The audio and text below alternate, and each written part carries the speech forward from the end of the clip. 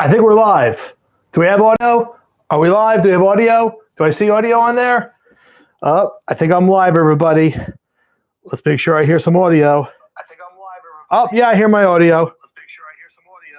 I think I'm live, everybody. Oh, yeah, I hear my audio. It's like a loop. It's like a time loop, listening to myself, check myself. All right. I'm Joe. Please subscribe to the Joe and Richie channel. Plenty of great videos coming up, and we'd love to have you along for the ride.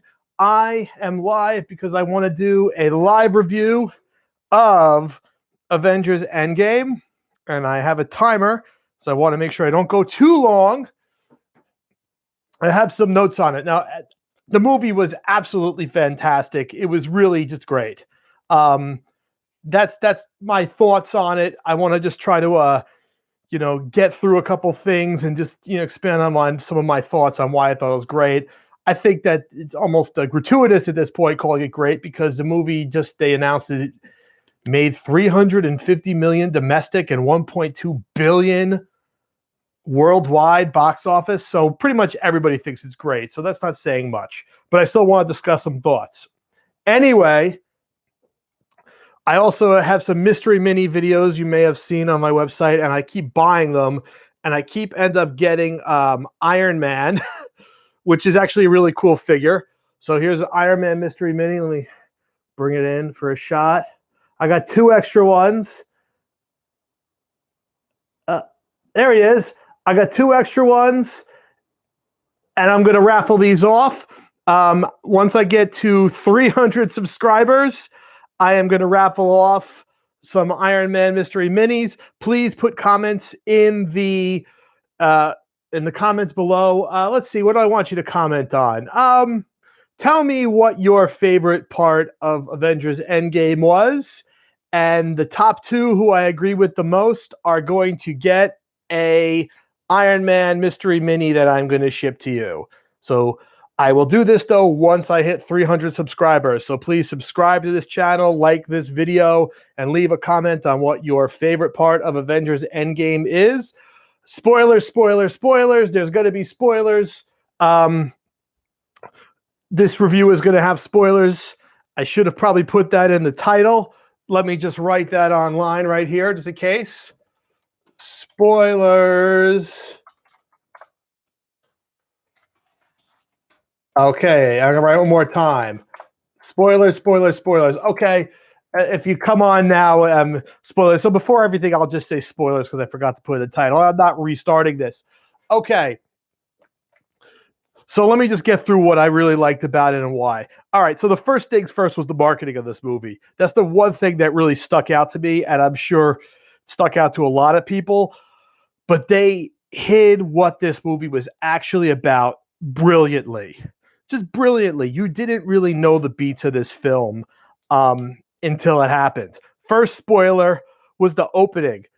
Who saw that they were just going to go and kill Thanos in the first 15, 20 minutes of the movie? It could be 30. It's tough to tell because the movie moves so fast, but it's almost within minutes of the movie starting. Who knew that was going to happen? And one way I could describe how they even hid that was right here. This is from my friend Jacob. This is a Avengers Target exclusive Thanos giant pop. This is from the Endgame line.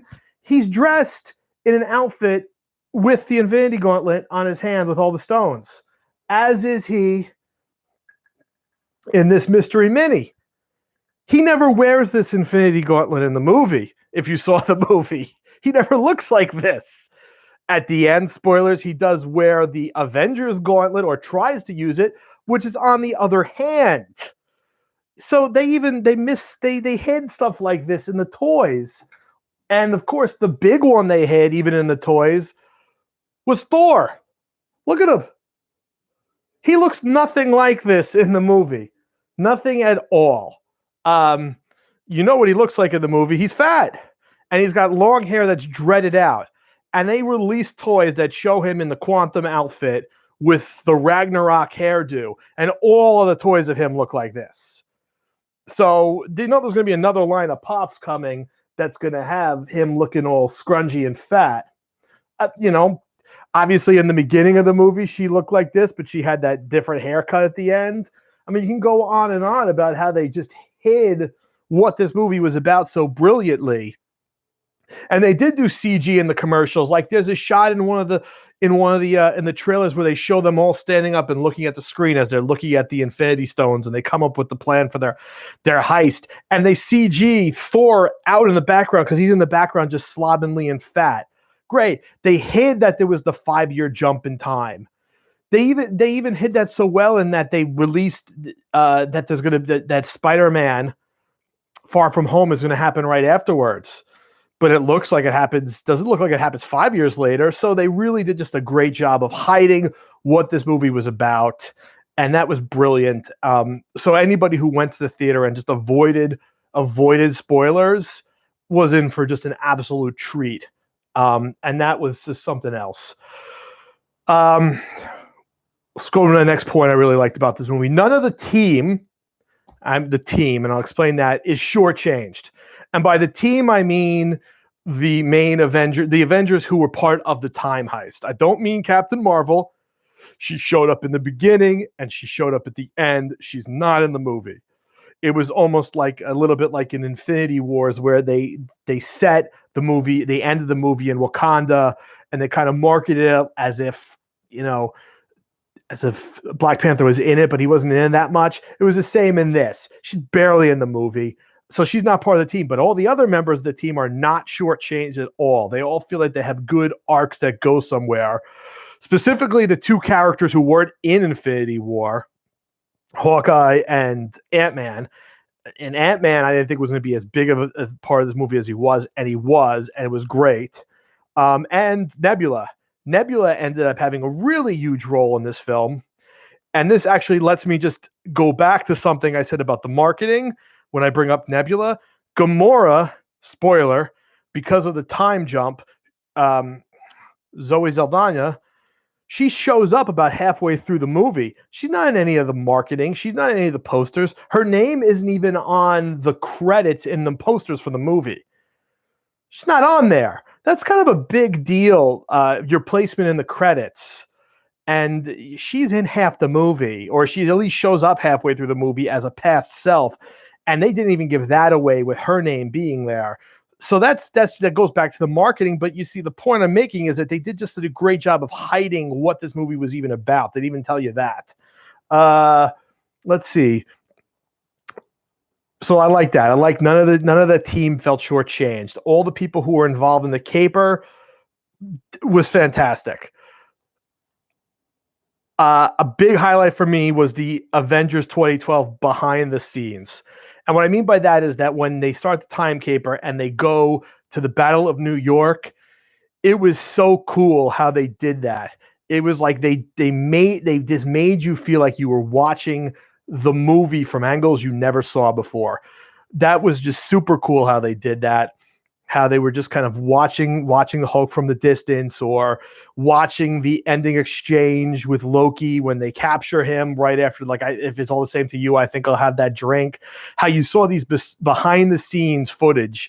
You saw a different angle of the Battle of New York. It was so cool. It felt like it was right from the movie, but it wasn't, because they clearly reshot these things, which I think was something that had gone out a long time ago, that they reshot some of these things.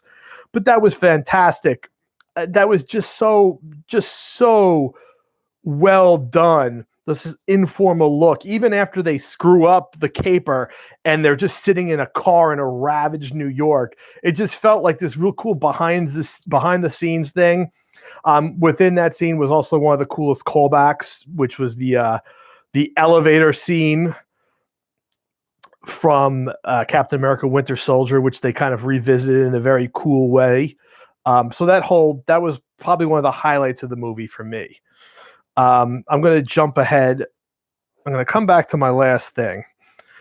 How much did you need to see of the MCU to really like this movie? It was a question I was thinking, just because my mother was trying to get caught up on the movies before seeing it, and it turns out you had to see a lot of it. If you probably saw Infinity Wars, you could probably go into this movie and enjoy it. But the more you saw of the MCU in general, the better off you were, because of all the callbacks lines, scenes, characters. I mean, the people who showed up in this movie, spoilers, I keep having to say because I forgot to put in the title. Robert Redford shows back up from his role in Winter Soldier. We get the Ancient One in a kind of a crucial role. So this stuff, even they'll call back to, they make a lot about Budapest, or a lot of stuff from Ant-Man and Wasp when the Wasp, as we were on at Cap, which is a little bit of a line from the last one, as far as making fun of him for referring to Captain America Cap. So there's a lot of that. You had to see a lot. You had to see a lot, to the point where you even had. I think if you didn't see Thor 2, you'd be okay. But it was good to have seen it, to at least have an idea that movie was about one of the Infinity Stones. But yeah, the more you saw, the better it was altogether. And just looking through it, I wrote in Trick and Scratch here, the elevator scene, the van, the van from the last movie. That was great. Just the fact that you saw it, you just saw the van from Ant-Man. That was so funny in the middle of the scene. Big spoiler here, the deaths. I think the deaths were all good. I mean, we had only two major deaths, and they played it well. I think they had to come. I think you knew they were going to come. Well, one of them anyway. Maybe I won't spoil this just in case you didn't see it. I don't think we need to go over it too much. But they were fine. I think that was fine with me. I had no problem. Oh, that's what I wrote here. I write in such chicken scratch, I mean it. At the end of the scene, I couldn't believe there was people crying in my theater. The big death at the end, obviously people were crying. I couldn't believe there was open whimpers. That really shocked me how much this movie got to people. Now let me just go back to the one gripe I have about the movie that I'm trying to wrap my head around, is the time travel. So they establish in the rules that the time travel. So in this movie, they establish early that time travel does not work, in that you go back in time, and if you do something, you alter your time, like say in the Star Trek or Back to the Future.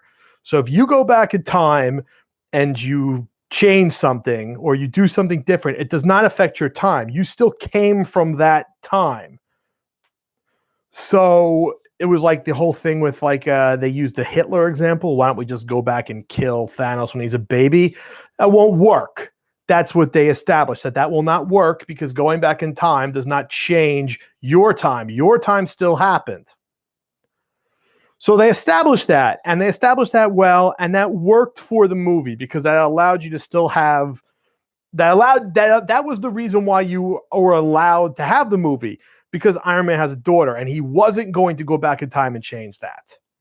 But they were going to allow to go back in time and change and bring everybody else back, because they made the crux of the hype. They made the main thing about the caper being that they just going to go the stones when they exist and re-snap everybody into existence, but not change everything. But then they break their own rules at the end, and that was the big problem. When Captain Rogers goes back in time and decides to live in the 40s, and then he shows up on the park bench. Okay, so you say you go back in time, you can't change your time, but he went back in time, and then you see him at what I calculated to be 116 years old on the park bench.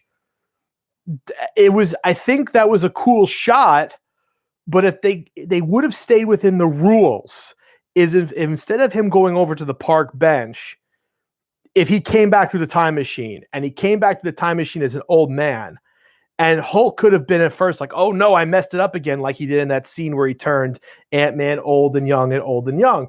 So they could have done that, and it would have made sense within the rules that he went back in time, and by going back in time, you don't change your time, but create a divergent time, which will explain obviously